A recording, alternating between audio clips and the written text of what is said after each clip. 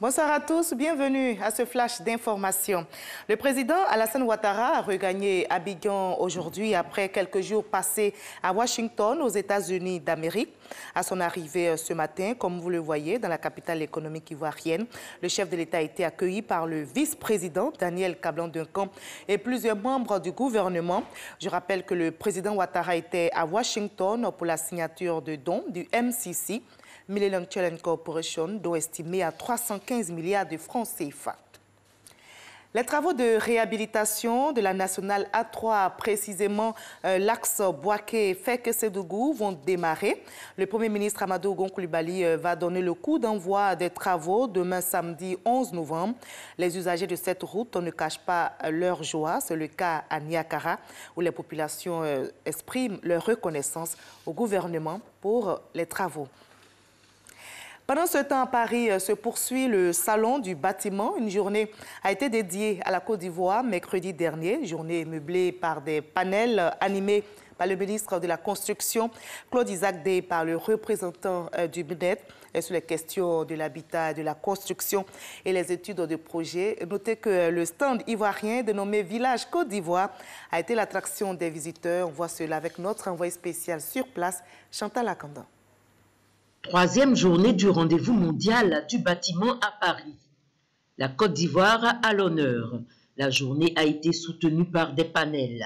Les grands axes de la politique de l'habitat et le potentiel business par l'industrie du bâtiment et les grands projets de construction et d'infrastructures inscrits dans l'agenda du Programme national de développement, PND, ont été présentés par le ministre en charge du logement et le BNED.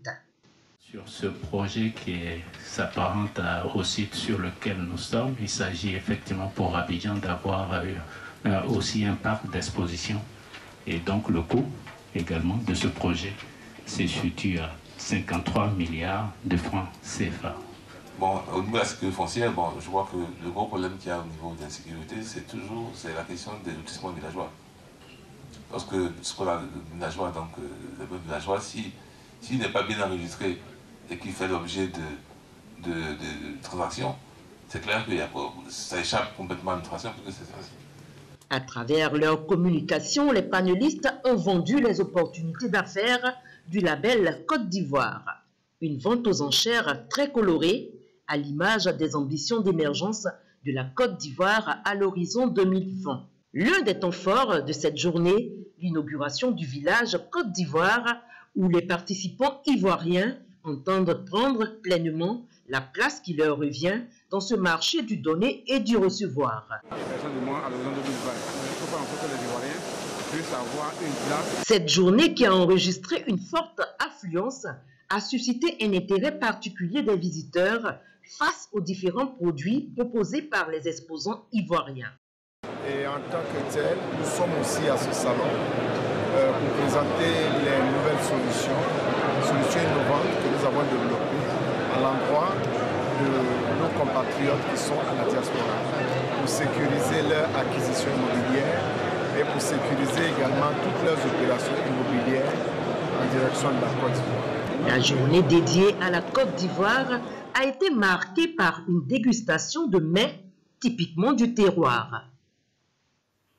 C'était la dernière formalité. L'ancienne ministre française de la Culture, Audrey Azoulay, a été confirmée aujourd'hui à la tête de l'UNESCO par la conférence générale. Elle est la deuxième femme à diriger l'Organisation des Nations Unies pour l'éducation, la science et la culture, après Irina Bokova, à laquelle elle succède.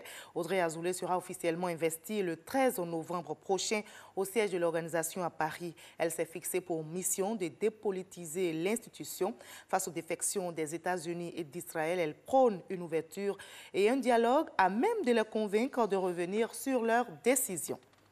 Le président libanais Michel Aoun réclame le retour du Premier ministre Saad Hariri qui se trouve en ce moment en Arabie Saoudite où il a annoncé sa démission il y a quelques jours. Le président libanais juge inacceptable la manière dont s'est produite cette démission.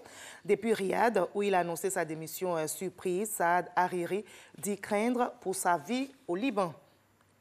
Elle est libre après une nuit passée en prison. La présidente indépendantiste du Parlement catalan, poursuivie pour rébellion et écrouée hier soir, a été libérée ce vendredi.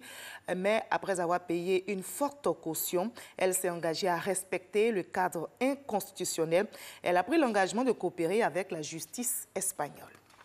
Et ce qui retient l'attention demain, samedi 11 novembre, c'est la victoire à tout prix. Et c'est ce qu'il faut aux éléphants de Côte d'Ivoire qui affrontent donc demain en éliminatoire du Mondial 2018 le Maroc. C'est une vraie finale donc pour le 11 national qui a impérativement besoin de cette victoire pour décrocher son ticket pour Russie 2018. On va se retrouver à 20 h pour l'actualité.